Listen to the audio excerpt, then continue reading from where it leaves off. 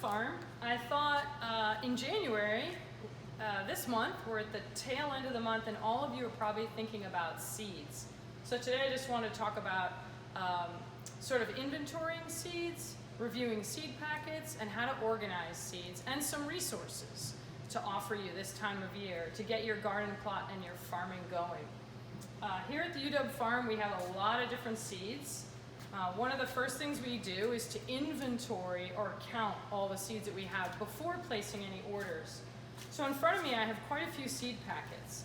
This is one company, and then getting an idea of how much there is. And generally, if there's less than 25, we actually pass that seed off to a lending library or seed swap or someone we know that's a neighbor or friend. And you're gonna have to look at the packets carefully because some of them, the dates are really hard to find.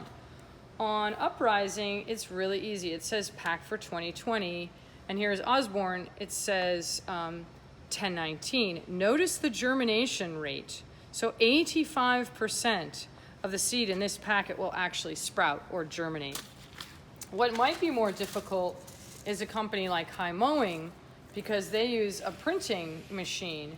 So you're looking around for the date, and actually it's in the top corner right here, packed for 2018. That's getting a little old. Then another company, Territorial, theirs is pretty easy also, packed for 2020. In general, once it's 5 years old, or even 3 or 4, it's gonna be hard for you to get a really good germination or sprouting rate. Baker Creek heirloom seeds, really nice colorful packages, tiny, tiny print.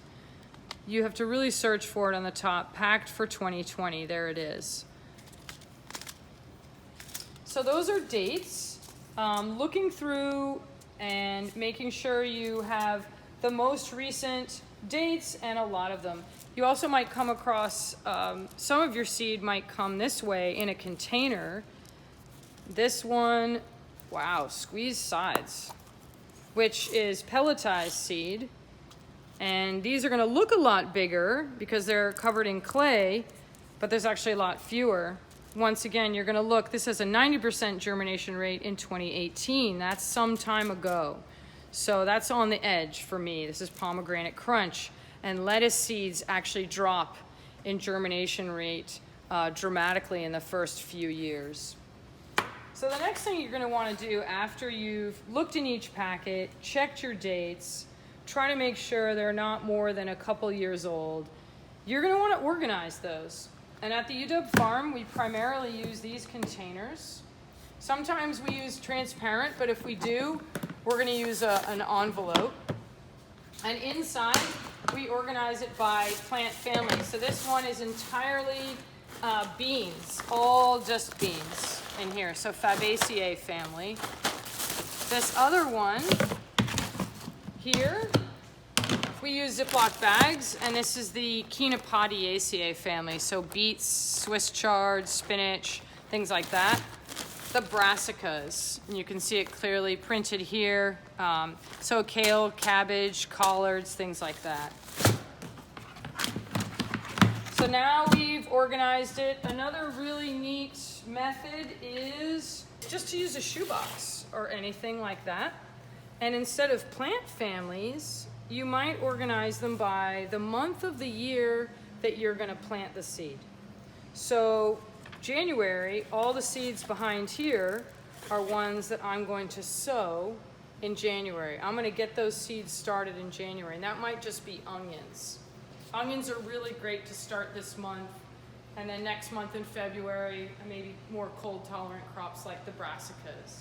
So you could use a little box like this is a shoebox, and just organize your seed according to the month that you wanna start that seed, whether it's in your greenhouse area or in pots outside.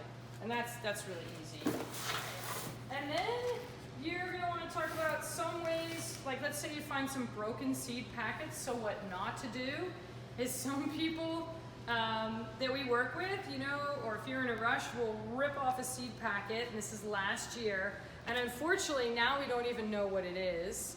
So generally when you want to open a seed packet I like to sort of open up a seed packet on the bottom, because then I still have the name of the variety. Luckily there's a description. It's 5-colored silver beet. If that happens too, we store a cilantro seed in a manila envelope, making sure it's taped shut and dated. And honestly, the variety of cilantro should be on here. So what's something we can improve on, or another sort of mistake, is you really want to know what kind of cilantro is in here. So variety is important, the date of the seed, and put on a new packet. Another really good thing you can do is to use like a Ziploc bag. And for this one, this is white cap corn. For the Intellectual House, we put rice in it to be able to absorb the moisture, to make sure that the corn stays dry and doesn't sprout. You can also refrigerate it, keep it in that dark box we talked about earlier. And this is actually from a pair of shoes, some jogging shoes that I got. I saved the desiccant that's inside that absorbs a lot of the moisture to keep things dry. You can use lots of little jars. So this is carrot seed, but once I've used up all the carrot seed, I can then relabel this package and use it again to store all my seeds in the future. And then I guess the last thing we really want to talk about today is some of the terms. When you look at your seed packets, try to discover if it's organic. So that means the seed hasn't been treated with any synthetic pesticides, insecticides, or chemicals. You're going to want to look and see if it's GMO or not. At the UW farm, we're certified organic, so we don't purchase any GMO or genetically modified seeds.